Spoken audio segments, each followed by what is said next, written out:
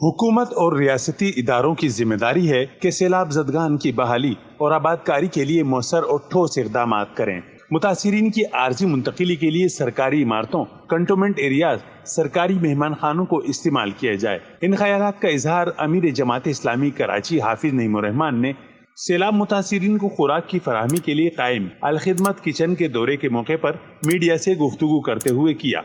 उनका कहना था कि अल-खिदमत ने मलीर और गडाफ टाउन में मुतासिरीन के लिए आर्जी रिहाइश का इंतजाम किया है और उनकी बहाली के लिए हाउसिंग स्कीम की मनसूबा बंदी भी की जा रही है।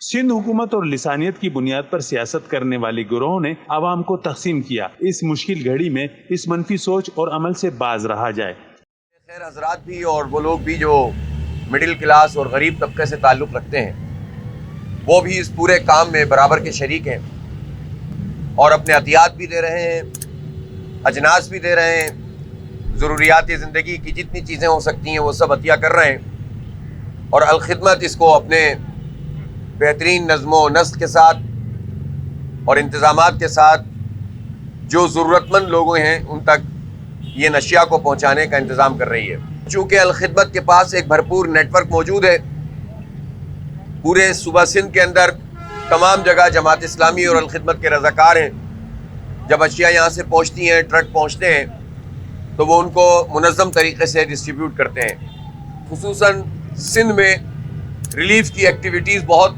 ख़राब हैं, मुतासिर हैं हुकूमत की सतह पर और उन्हें बेहतर होना चाहिए।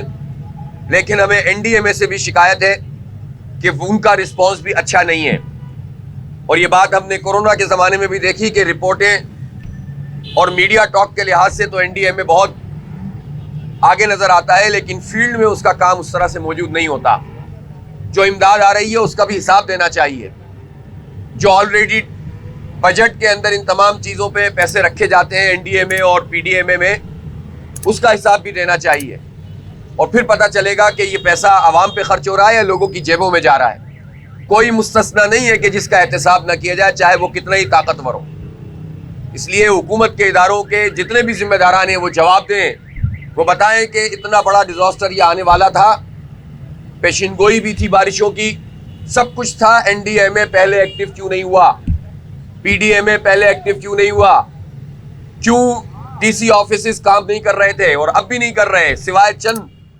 कबल अज़ीं उन्होंने किचन के दौरे के मौके पर मुख्तलिफ उमूर का जायजा लिया और अपने इत्मीनान का इजहार किया। इस मौके पर डिप्टी सेक्रेटरी कराची, वजीर इत्तलात व दीगर भी उनके हमराह थे। कैमरामैन रिजवान अली के साथ कमरुर रहमान, जसारत न्यूज़, कराची।